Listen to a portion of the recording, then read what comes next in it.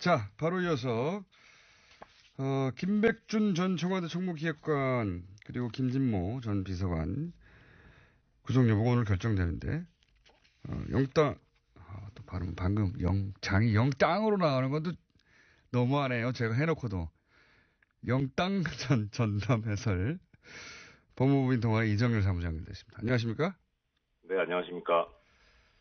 제가 궁금한 건 이겁니다. 저희가 이제 영장 관련해서 해설 많이 해왔는데 지금 검찰은 이제 그 국정원 직원이 특정한 뭐 시간, 장소, 방법, 액수 다 나와서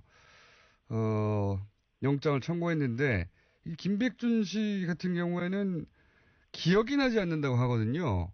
이럴 경우에 영장 전담 판사는 무엇을 기준으로 판단하게 됩니까? 해보셨으니까 제가 여쭤보는 건데. 한쪽은 줬다고 하고 한쪽은 기억이 나지 않는다고 하는데.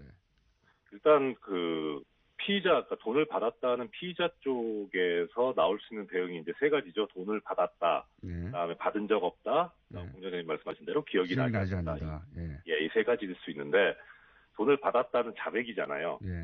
그러니까 그럼 이제 뭐 전혀 문제가 안 되고 법적으로 취급되는 거는 기억이 나지 않는다 하고 받지 않았다고 같은 그 취급을 받습니다. 어차피 증명할 책임은 이 사람이 받았다라고 주장한 쪽에 있으니까. 그죠.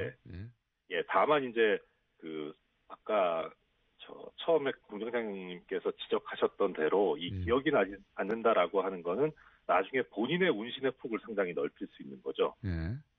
그러니까 결국은 본인이 나중에 뇌물수수로 처벌을 받게 되더라도 그 경우에 그땐 기억이 안 나는데 나중에 이제 보니까 기억이 난다. 내가 받은 게 맞다라고 하면서 형량을 낮추는 쪽으로 전략을 바꿔나갈 때 그럴 때 사전 작업으로 필요할 수 있는 그런 정도 의미가 있고요. 사실 어차피 인정하지 않는 건 똑같기 때문에 법적으로 판사가 취급하는 건 똑같습니다. 그렇군요. 자, 지금까지 이제 이 특활비 관련해서 영장은 다 발부가 됐어요. 근데 이제 저희가 최근에 트렌드를 큰 틀에서 볼 때 박근혜 전 대통령 관련은 영장이 발부가 되고 이명박 전 대통령으로 가는 영장은 발부가 안 되는 거 아닌가 하는 느낌을 받을 그런 흐름이 있는데 그래서 제가 이제 여쭤보는 거죠. 이렇게 한쪽에서 그러니까 이제 돈을 줬다는 쪽에서 국정원 직원이 그리고 검찰에 진술한 바로는 매우 구체적으로 돈을 준 정황이 있습니다. 네. 그런데 받은 쪽에서 기억이 나지 않는다고 합니다. 그러면 일반적으로 사안의 중대성을 따지고 뭐 액수 따지겠지만 판사는 뭘 기준으로 판단을 하고 이 경우라면 일반적으로는 영장이 어떻게 돼야 되는 겁니까? 일단 원칙적으로는 돈을 받았느냐 안 받았느냐라고 하는 이제 사실관계하고 두 번째는 그것이 대가성이나 직무관련성이 있느냐 없느냐는 법적인 부분 두 가지가 문제가 되지 않겠습니까? 결국 그 두 개로 가는데 지금 이제 김백준 전 비서관 같은 경우에는 돈을 받았다는 사실 자체를 부인하고 있는 형태인 거죠. 그러니까 지금 그 부분에 있어서는 결국은 이 돈을 줬다고 하는 참고인의 진술이 얼마나 이성적이고 합리적이고 일관성이 있느냐. 이게 그리고 본인이 아니면 얘기할 수 없는 어떤 구체적인 내용까지 다 이야기를 하고 있느냐라고 하는 게 가장 중점적인 이야기가 될 거고요. 근데 그게 지금 김백준 전 비서관 같은 경우는 문제가 되고 있는 것 같긴 한데 오히려 제가 좀 걱정스러워하는 부분은 이 직무 관련성 부분이거든요. 그러니까 직무 관련성 부분에 있어서 문제는 아까 공장장님께서 말씀하셨는데 조윤선 전 장관 같은 경우에는 영장이 기각이 됐었죠. 그 경우에 이제 문제가 됐었던 게 뭐 나오진 않았는데 명확하게 표현은 안 했는데 영장 기각 사유에 이제 이 다툼의 여지가 있다라고 이렇게 표현이 있었는데 그게 또 등장할까봐 저는 다툼의 여지가 있다고. 저도 이번에 아마 그럴 가능성이 상당히 높지 않을까 싶은데요. 우려하시는군요.